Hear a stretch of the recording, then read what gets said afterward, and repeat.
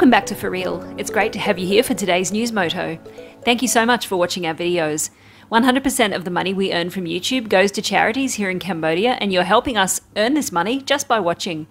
In the description of our videos, you can see how much we've earned from YouTube and where the money is going. There are also links to those charities in case you'd like to support them for yourself.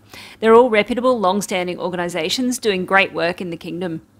It's time to get started with this week's news. Today is Wednesday, the 2nd of February 2022. Let's start today's news moto by checking in on the FAQs. This is becoming a bit of a habit.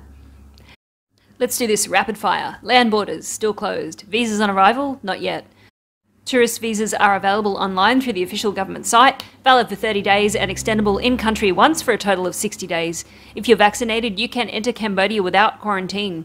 ASEAN passport holders don't need a visa. You don't need to pay a deposit on entry. COVID insurance is not mandatory, but it is recommended. Converting a tourist visa to an E-type visa with a business extension is once again possible, it would seem. This has been discussed at length in the Cambodia Visa and Work Permit group on Facebook. Do your own research and take your time to make sure your ducks are in a row. Join the group and get your information straight from the experts. To my knowledge, there hasn't been an official announcement about this converting of visas as yet. I haven't seen anything relating to a retirement extension, but that doesn't mean it isn't possible. Do your own research and take your time to make sure everything is correct. If you want to stay in Cambodia long term, there is another option that has landed on the News Moto desk. It's a very long game and not for those looking for an easy ride. King Norodom Sihamoni last week issued a royal decree granting Khmer citizenship to environmentalist Benjamin Joseph Davis, an American. The royal decree also granted citizenship to his wife and 2 daughters. An Environment Ministry spokesman said that this was recognition of the dedicated efforts Davis and his family have made in protecting and conserving forest and wildlife resources in the Phnom Tenort Phnom Pok Wildlife Sanctuary in Preah Vihear province.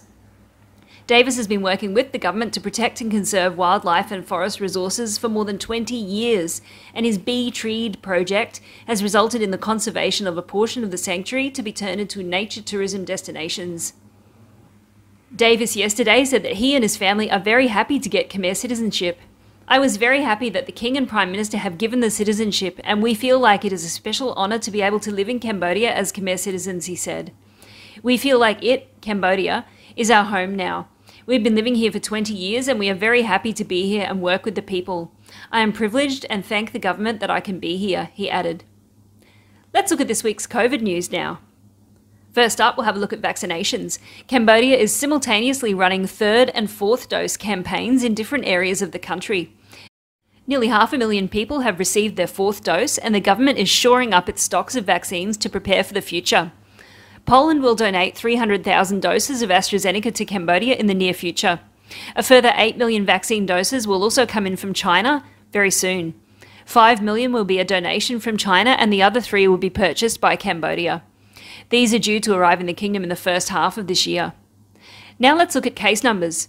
Cambodia has recorded 914 cases of Omicron, 481 imported and 433 community cases.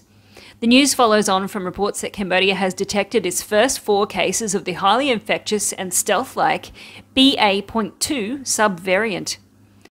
Concerns have also been raised over possible high infection rates over the forthcoming Chinese New Year celebrations, with the Ministry of Tourism issuing a circular to control the flow of tourists during the upcoming Chinese and Vietnamese New Year festivities. In addition, there are concerns about the influx of Cambodian migrant workers from Thailand wanting to reunite with families for the Chinese New Year, which started on Sunday. This movement has commenced through the border crossings in Bantay Mien Chey and Oda Mien Chey provinces. As you might know, many Cambodians have Chinese ancestry, and they began celebrating on the 31st of January, which was the offering ceremony day. The New Year celebration itself will take 3 days, from February the 1st to the 3rd. Lunar New Year is not as universally important in Cambodia as Tet is in Vietnam, but it's still enjoyed by many people. If you've visited Phnom Penh recently, you would have noticed that the skyline is full of cranes and buildings either newly completed or still under construction. In fact, there are now 650 buildings over 9 floors in the capital.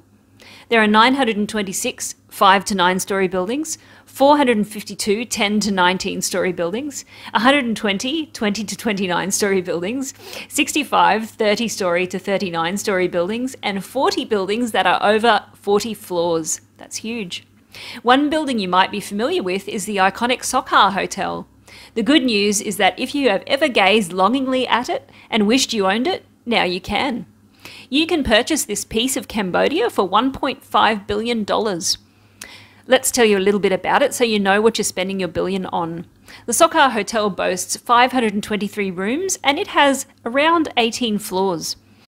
The Sokhar Hotel achieved notoriety in 2021 as the epicenter of the February 20th incident when the Chinese prostitutes bribed their way out of quarantine and went partying in Phnom Penh. They were COVID positive at the time and were widely lambasted for their part in spreading the virus within the kingdom.